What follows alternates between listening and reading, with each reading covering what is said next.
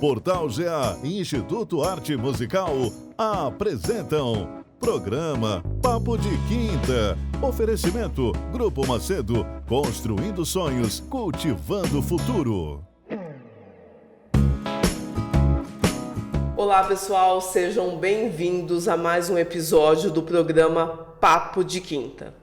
Alguns temas, por mais tristes, dolorosos e traumáticos que sejam, eles precisam ser abordados, porque todos nós, através de informação, podemos evitar que situações aconteçam. E é por isso que o nosso programa de hoje terá um formato diferente.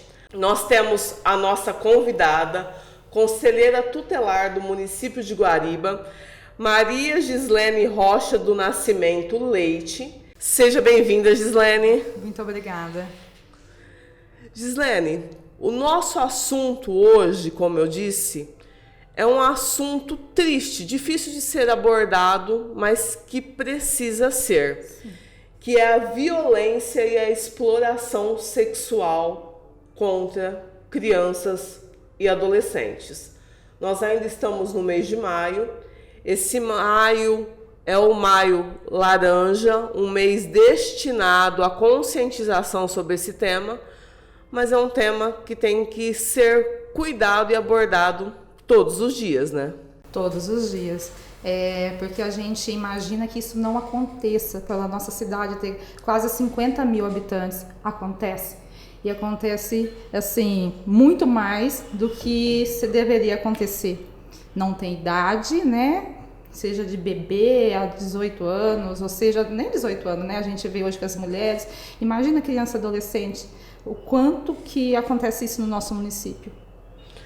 Você já começou com um ponto muito interessante, porque as pessoas que residem em municípios do tamanho do nosso tendem a imaginar, mas aqui não tem isso. Não é que não tem, é que a gente não fica sabendo.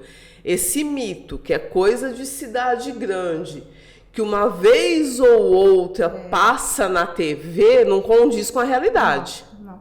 Por quê? Também não pode, né? Porque você vai expor a vítima. E a vítima, nessa hora, ela tem que ser protegida. Ela tem que ser protegida e dados todos os cuidados necessários.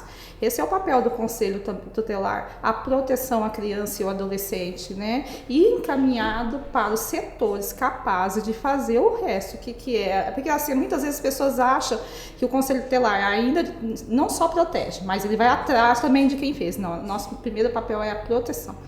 Depois, as autoridades competentes fazem o papel delas. Algo extremamente triste, é claro, quando se fala em violência sexual, é triste em qualquer idade. Mas nem os bebês são poupados. E há um índice muito grande de abuso sexual que é feito por entes da própria família. Aquela coisa que é só padrasto, só madrasta, só gente que não é parente de sangue, também é mito. Mito. Eu estou no Conselho Tutelar desde 2009 e até 2025, né, agora, e eu nunca peguei ninguém de fora, nenhum abuso aconteceu assim pra mim, de uma pessoa estranha que veio de outra cidade. Não, relembrando, tem alguma coisa, mas é mínimo. A maioria são pessoas da própria família, né, da própria vínculo da criança, onde a criança reside, com quem a criança convive. Isso é muito mais triste ainda, né? Porque quem a criança ama, quem a criança e o adolescente confia. Então isso é pior ainda. Exatamente, porque a confiança é que faz com que a criança, quando ela já tem um certo discernimento, ceder. Porque quando ela é muito pequenininha, ela não tem esse discernimento. Mas quando ela já confia, é a mamãe, é o papai. Aí o pessoal pode estar falando assim, Fabiana, mas por que você está falando de mãe? Porque eu acho legal também de a gente comentar o seguinte, não é só homem que abusa, mulher também abusa. Sim, é um potencial bem mínimo, né, em vista dos homens, os homens são maiores, mas eu acredito que uns 10%, assim, tem mulher sim, a mulher também faz a violação sexual, entendeu? E outro mito, que a maioria das crianças que sofrem abuso, que sofrem violência, são meninas. Mito, um mito muito grande.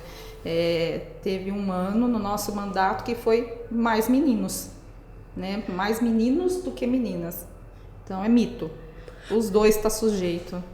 É porque às vezes nós não temos filhas mulheres, falamos assim, só tenho meninos, não vou correr esse risco, ele é homem. E não é assim. Eu acho que isso é muito importante, você como conselheira há tantos anos, frisar o cuidado com os filhos. Isso, o cuidado, eu acredito que tem que, desde que você tem filhos, tem que ser, seja menino, seja menina, seja 12, 10, 8, 2 anos, tem que ter cuidado. Hoje o nosso mundo está cada dia pior. Não se deve confiar mais em ninguém. Se você não confia na própria família, quem você vai confiar? Se não confia no próprio pai, né? Por mais assim, que seja uma grande percentual uma percentual mínimo de mulheres, então quer dizer, a porcentagem é mais de homens, né? Então a mãe, ela tem que ter uma visão maior. Não confiar. O problema é esse, na maioria dos casos. Eu confiava, não existe o confiar. Principalmente a criança, até mesmo o adolescente, eles não têm para onde. Um exemplo, a criança ou o adolescente, eles são violentados e aí eles vão falar assim, quem fez foi o amigo da minha mãe, foi o meu tio, foi o meu padrasto. Será que vai acreditar em mim? Em uma determinada situação, uma menina, ela deveria ter na época uns 13 anos. O núcleo familiar dela era ela, a mãe e o companheiro da mãe. E um dia ela confidenciou para mim que nunca tinha acontecido nada. Porém, ela achava que ele tinha segundas intenções com ela, porque ele começou a falar para a mãe dela assim, essa menina é uma mentirosa. Qualquer dia você vai chegar do trabalho e ela vai inventar que eu mexi com ela. Aí, graças a Deus, logo esse núcleo familiar se desfez e não aconteceu. Mas já era um preparo, né? Um preparo, entendeu? Um preparo, porque assim, a mente do pedófilo, né? A Ana vai falar depois um pouco mais. A gente nem imagina como é a mente, porque como que você consegue olhar para uma criança, né? E ter desejo por uma criança que não tem suas partes íntimas prontas ainda, entendeu? Você imagina? Então você imagina a mente dele. Então assim, ele estava preparando o terreno para quando ela falasse alguma coisa, ele ia falar, já te avisei. Isso acontece também muito, muito, muito, muito. É mentira, porque, você sabe, ela mente. Ela é mentirosa, ela não ajuda nada dentro de casa. Existem alguns pontos que até bate, a maioria deles fala a mesma coisa, entendeu? Do mesmo jeito, acontece da mesma forma. Parece que eles são até treinados. Segue o padrão. Padrão, é um padrão. E a gente que trabalha, né, com criança e adolescente, aquilo que não é normal para as pessoas, que elas não conseguem enxergar, a gente já consegue enxergar de um ponto. Um ponto para nós já às vezes a mãe chega e fala, olha, essa menina, não sei porquê, ela está em casa, ela mudou o jeito dela, foi porque eu casei, foi porque eu trouxe uma pessoa para dentro de casa, ela ficou mais revoltada, ela não quer ajudar em nada. Por que será? Será que não está acontecendo algo ali dentro? Que ela tem que se revoltar porque ela não tem para quem contar? A questão comportamental. Nossa, muda tudo. A Yara também acho que vai trazer, né, alguma coisa. Sim, ela vai complementar as informações. Como eu falei para vocês, hoje o nosso programa terá 2 blocos. Mas eu gostaria ainda de te perguntar o seguinte. Aqui em Guariba, denúncias desse tipo chegam até o Conselho Tutelar, na maioria das vezes, através de quem? De um estranho, de alguém da própria família? Eu sei que cada caso é um caso, mas na maioria... Escola. Vem da escola, a maioria vem da escola, vem também de parente, muito pouco de denúncia por telefone, que eu acho que tinha que ter mais, né? A gente tinha que estar com essa visão aberta. Nos outros lugares que a gente passou, falando sobre o abuso, eu contei uma história de uma criança de uns 10, 12 anos atrás, que tinha, não sei se você lembra, que as crianças iam para a fábrica de Coca-Cola, não sei se está indo ainda. E em Ribeirão, não vai mais, não vai mas mais. Tinha excursão. Então tinha uma mãe que nos ligou no Conselho Tutelar, eu acho que tem mais de 12 anos, e aí ela falou, olha, minha filha chegou em casa falando o seguinte, que a amiguinha dela falou para ela que ela não pode escolher quem ela beijou. E eu achei estranho, por isso eu tô ligando para vocês. Entendeu? E ali, aquela mãe ter achado estranho, a menina estava sendo violentada desde os 7 anos. Entendeu? Ela só falou isso com uma amiga, a mãe não falou assim, não, tem algum erro. Então, toda vez que alguém trouxer para você uma informação, abre o ouvido, né? Não é meu filho, não é problema meu, é problema nosso. É problema de todos, porque uma criança sendo violentada ou um adolescente, ele vai se tornar um adulto saudável? A geração dele vai ser saudável? Não vai. Então a gente tem que, ainda de tirar essa criança desse sofrimento, né? Tem que cuidar dela. Existem os órgãos competentes que é cuidar, psicólogo, ver essa família, o núcleo familiar dessa família, é problema nosso também, é problema de todos. Inclusive, no rodapé, vocês verão os números de telefone do Conselho Tutelar de Guariba, o número fixo e o celular, que funciona 24 horas por dia, 7 dias na semana, para efeitos de plantão.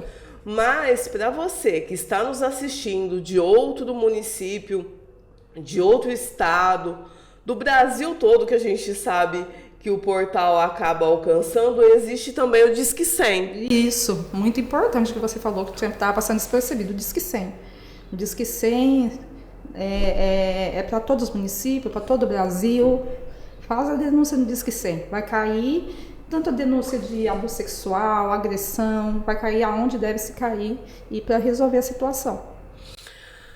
Gi, para nós encerrarmos essa primeira etapa do Papo de Quinta e virmos com a nossa próxima convidada. Quais são os sinais mais comuns que os pais ou responsáveis devem ficar atentos na mudança comportamental da criança, que pode ser um indício que algo errado está acontecendo? Vou deixar para nossa psicóloga falar isso, que ela domina esse assunto.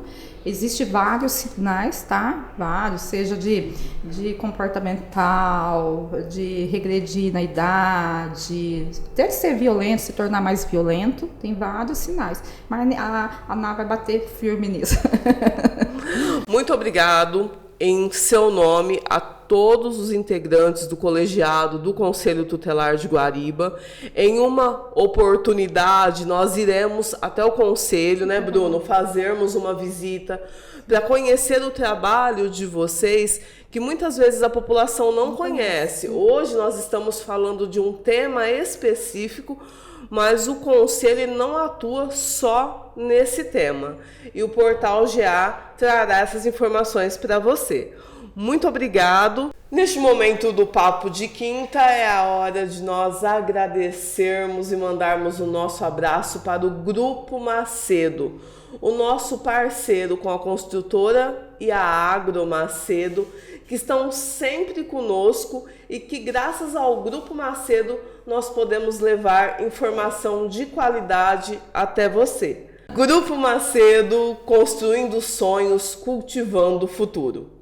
E como eu havia dito no início, hoje o nosso programa é especial, estamos com 2 convidadas e agora nós vamos ouvir a Nayara Fernanda, que é a psicóloga do CREAS de Guariba e dará continuidade nesse bate-papo sobre esse tema tão delicado.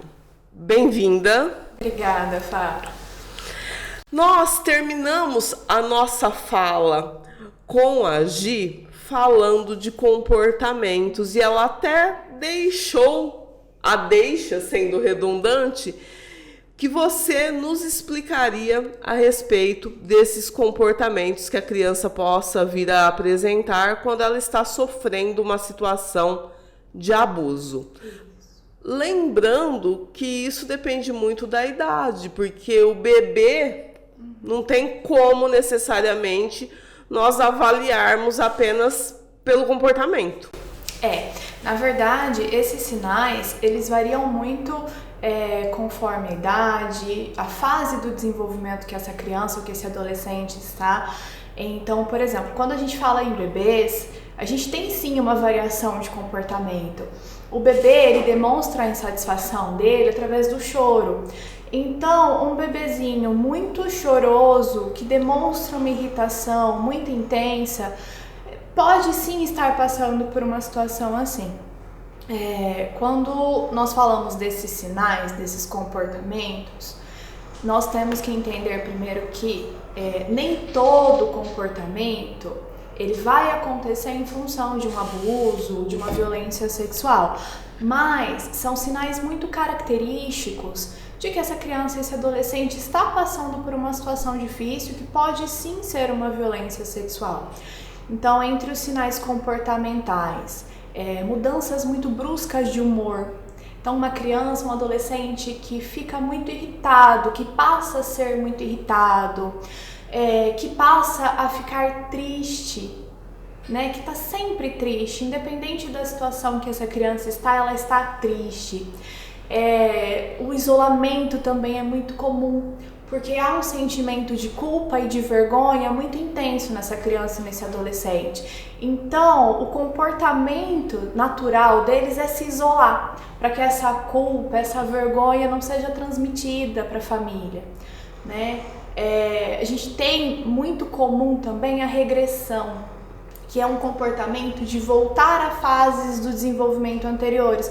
Então, essa criança volta a chupar o dedo, essa criança volta a falar, ter aquelas falas mais infantilizadas, passa a fazer xixi na cama, volta a fazer xixi na cama. É um sinal muito comum de violência sexual, né? As próprias falas dessas crianças, ainda mais quando são crianças menores, elas também podem ser características. Então, não gostar de uma pessoa, falar repetidamente, olha, eu não gosto do fulano, né? Ai, o fulano é mau, o fulano faz coisas ruins comigo. A gente precisa ficar atento também a essas falas da criança, né? Da criança, do adolescente. É muito importante, porque qualquer um desses sinais, ou o aparecimento de mais de um desses sinais ao mesmo tempo, pode ser um indicativo que essa criança, esse adolescente está passando por uma violência sexual. E como psicóloga, a que você atribui o grande número de mães que não acreditam no relato dos seus filhos quando eles estão sendo abusados, seja pelo marido, pai biológico da criança, companheiro, namorado? Olha, como vocês já chegaram a comentar aqui, né, você e a Gi, existe um movimento de desqualificação da fala dessa criança e desse adolescente. Então, muitas vezes, esse abusador ou abusadora faz como se estivesse preparando o terreno ali. Então, ele desqualifica as falas dessa criança, desse adolescente. Infelizmente, nós temos um grande percentual de mães, e eu acho que isso é muito comum, porque acreditar que um filho está passando por uma violência tão grande assim é difícil. Então, muitas vezes, o não querer acreditar leva à manutenção dessa violência, né? O fechar os olhos, porque é mais fácil não acreditar que isso está acontecendo do que eu encarar que, infelizmente, uma situação tão triste, algo tão violento aconteceu com o meu filho, com a minha filha, e que eu muitas vezes não vi, porque essa mãe também se culpa, né? Esse familiar também se culpa por não ter notado antes, por ter deixado acontecer, apesar da violência não ser culpa nem da vítima, nem dos familiares, né? E ser culpa apenas do agressor. Muitas vezes essa mãe se sente culpada por não ter visto, e aí acaba sendo mais fácil ignorar essa fala da criança, ou esses sinais que a criança dá, né? Infelizmente isso acontece muito. E como este tema ele tem várias vertentes, nós temos ainda aqueles casos que a mãe sabe e é conivente. Sim, que são os mais tristes, né? Porque aí, por exemplo, em situações que isso ocorre dentro de casa, que é mais de 50% dos casos de violência sexual, né?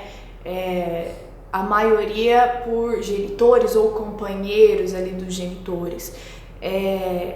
A criança tem nos genitores, tem dentro de casa as figuras de proteção, de cuidado, né? É a nossa primeira figura de referência, nosso pai, nossa mãe, ou quem está ali representando essa figura materna e paterna, são as primeiras figuras de referência dessa criança. Então, quando essa criança é desacreditada ou quando a violência ela é mantida ali como um segredo dentro de casa, a consequência que isso vai gerar na vida, no desenvolvimento dessa criança, desse adolescente é gigantesco, né? Os traumas gerados por essa violência e os traumas gerados pelo silêncio, né, são ainda maiores. A criança é sozinha, a criança se sente sozinha frente a toda essa violência, né? A criança ou o adolescente. Por isso, muitas vezes, a criança não conta. Porque, de certa forma, ela entende que aquilo é uma situação que todo mundo sabe dentro da casa e aí ela se conforma que é aquilo que ela vai vivenciar, né? Então, é muito triste, infelizmente. Infelizmente, porque realmente quando a gente fala do assunto e tenta imaginar, é uma sensação até de mal-estar físico. Sim. E como os órgãos, o Conselho Tutelar, o CREAS, atuam em conjunto, a partir do momento que o Conselho Tutelar ele recebe uma denúncia, ele acolhe essa criança, quando o CREAS entra no processo e entra com que finalidade? E aproveitando, vai ficar aí no rodapé também o telefone do CREAS de Guariba, ok? O CREAS também é um setor que recebe muitas denúncias, né? Porque nós trabalhamos com uma população que está em uma situação de vulnerabilidade, consequentemente recebemos a denúncia. O município ele possui um fluxo de atendimento a vítimas de violência, de abuso sexual. Então, a princípio, o Conselho Tutelar ele é informado de todos os casos, mesmo que o caso tenha chegado ao CREAS, esse caso ele é passado ao Conselho Tutelar, para que o Conselho tenha o primeiro contato com essa criança, como órgão de proteção, de referência de proteção da criança e do adolescente. O CREAS entra muitas vezes quando nós não temos o relato espontâneo da criança, mas nós temos uma suspeita de que esse abuso está acontecendo. O CREAS entra com um procedimento de escuta especializada. A escuta especializada é feita no município por mim e também pela minha companheira, também psicóloga no setor.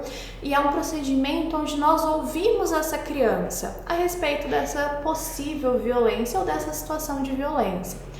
E é o primeiro passo para que nós efetivamente consigamos proteger essa criança. Retirar ela desse contexto de violência, ou se essa violência não estiver ocorrendo no contexto ali no núcleo familiar, dentro da casa, se aquela criança não estiver em perigo dentro da própria casa, aí a gente faz todos os outros procedimentos de proteção. Então, o que essa criança precisa, né?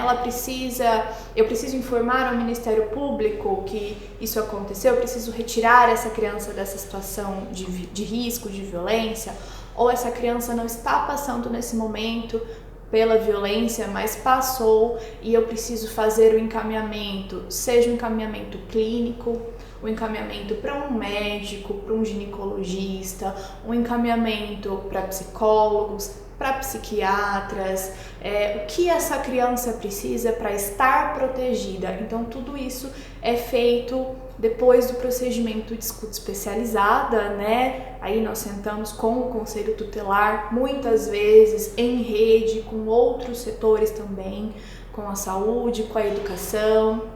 Isso tem funcionado muito bem no município, o trabalho em rede efetivo. né? Então, muitas vezes nós estamos em contato com a equipe técnica da educação, nós estamos em contato com a equipe da saúde, com o conselho tutelar, para conseguir levar essa proteção à criança ou adolescente de maneira efetiva. E aí nós temos também um segundo ponto, né, que é quando essa criança revela espontaneamente a respeito dessa violência. Como a Gi comentou com você, muitas vezes essas denúncias vêm através da escola. Por ser um ambiente onde a criança ou adolescente passa grande parte do seu dia, muitas vezes esses relatos são feitos na escola. E é isso que é importante frisar, a responsabilidade que todos nós temos como sociedade em denunciar um abuso ou uma exploração sexual. É tão importante quanto saber identificar os sinais, saber para quem eu posso denunciar. Nós precisamos ter a consciência de que proteger crianças e adolescentes é uma responsabilidade de todos nós enquanto sociedade, né? Então, quando esses relatos espontâneos acontecem, aí o procedimento de escuta especializada não acontece, porque ele não é mais necessário. Essa criança havendo falado uma vez, já basta. Então, aí nós partimos já direto para os encaminhamentos, para o acompanhamento, né, para a parte de proteção dessa criança. E o interessante, como você disse, que é papel de nós todos, enquanto sociedade, prestarmos atenção nos sinais, denunciarmos, foi aquele exemplo que a Gi deu, que a mãe prestou atenção no que a filha disse em relação à coleguinha e teve essa percepção. Então, educar os nossos filhos de forma a eles também identificarem sinais no coleguinha e contar pra gente é muito importante. Exato. Na verdade, o mais interessante, inclusive, dessa campanha do Maio Laranja é isso, é levar a conscientização.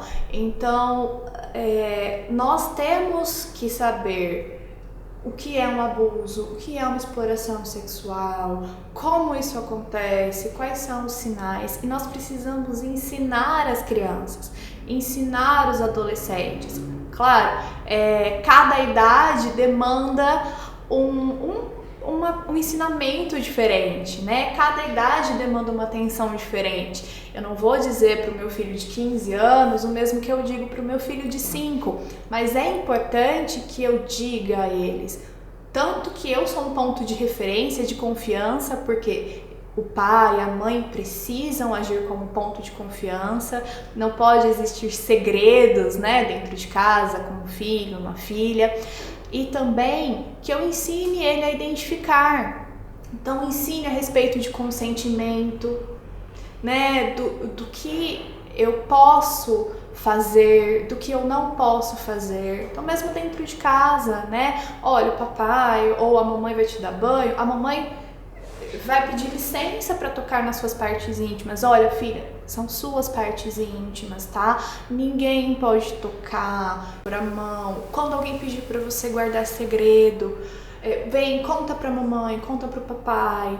Então, é muito importante isso, para que as crianças fiquem menos vulneráveis a essa violência, né?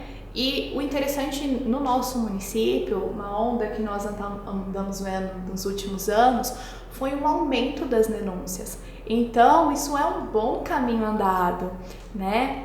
O aumento das denúncias não quer dizer que os abusos passaram a ocorrer mais, mas sim que as pessoas têm mais consciência do que é uma violência sexual, do que não é permitido se fazer com uma criança ou adolescente, e mais consciência de que é responsabilidade de todos fazer essa denúncia.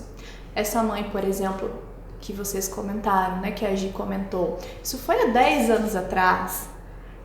Se fosse qualquer outra pessoa, muitas vezes poderia ter falado, olha, não é a minha filha, cada mãe que cuide do seu rebento. Sim. Eu não tenho nada com isso, deixa o que está acontecendo na casa do vizinho, lá na casa do vizinho. E essa mãe teria dado manutenção a uma violência, né? Essa criança, essa amiguinha já estava passando por violência há 3 anos. quantos anos mais ela seria violentada se essa mulher que não tinha nada a ver com o assunto não tomasse uma atitude, não denunciasse. E nós sabemos, para finalizarmos este programa de tanta informação e conscientização, que é o principal objetivo desse episódio, da sabedoria popular e da sabedoria dos antigos. Você, como psicóloga, nós sabemos que não existe generalização para nada. Porém, me veio à memória aquela questão que a minha bisavó, né, eu tive o privilégio de conhecer minha bisavó, falava: presta atenção, criança não mente. E hoje em dia parece que, como vocês duas disseram, o número de pessoas que não dão voz às crianças só aumenta. Para nós, né, como órgãos, setores de proteção, a palavra da criança vale muito. Então, nós sempre partimos do pressuposto de que essa criança, esse adolescente, está falando a verdade, sim. Né? O nosso dever é proteger essa criança e tirá-la de uma situação de violência. Então, crianças e adolescentes precisam ser ouvidas, escutadas, entendidas e levadas em consideração. Mesmo que seja apenas uma fala, né? Mesmo que o meu filho ou o amiguinho do meu filho solte ali uma fala sem contexto, que pareça sem contexto, a gente precisa realmente levar a fala da criança e do adolescente em consideração. Porque falando em números gerais, né, o número de crianças, de adolescentes que mente sobre uma situação de violência é mínimo, né? A maior parte, a grande parte das crianças e adolescentes que relatam violências realmente estão passando por ela. Então nós precisamos muito considerar isso. A fala da criança é primordial. Pessoal, e com essas informações nós encerramos o Papo de Quinta desta semana, lembrando, como sempre fazemos quando o tema do programa é alguma campanha. Existe o mês da campanha, mas ela deve ser trabalhada todos os dias. Denuncie. Se tem alguma criança que frequenta a sua casa, amiguinho do seu filho, da sua filha, que você está acostumado a conviver, você costuma perceber sinais, faz algum desenho diferente, não quer voltar para casa. Então, prestem atenção nesses sinais. Ah, mas eu vou denunciar, e se não estiver acontecendo nada? Se não estiver acontecendo nada, os órgãos competentes chegarão a essa conclusão. Mas sempre é melhor prevenir, porque infelizmente no Brasil, a cada hora, 3 crianças são abusadas sexualmente. E por incrível que pareça, 51% dessas crianças têm entre 1 e 5 anos de idade. É nosso dever proteger as crianças, os adolescentes, o outro. E a melhor forma é a denúncia. Muito obrigado pela participação de vocês e até o nosso próximo episódio. Portal GA e Instituto Arte Musical apresentam programa Papo de Quinta. Oferecimento Grupo Macedo, construindo sonhos, cultivando o futuro.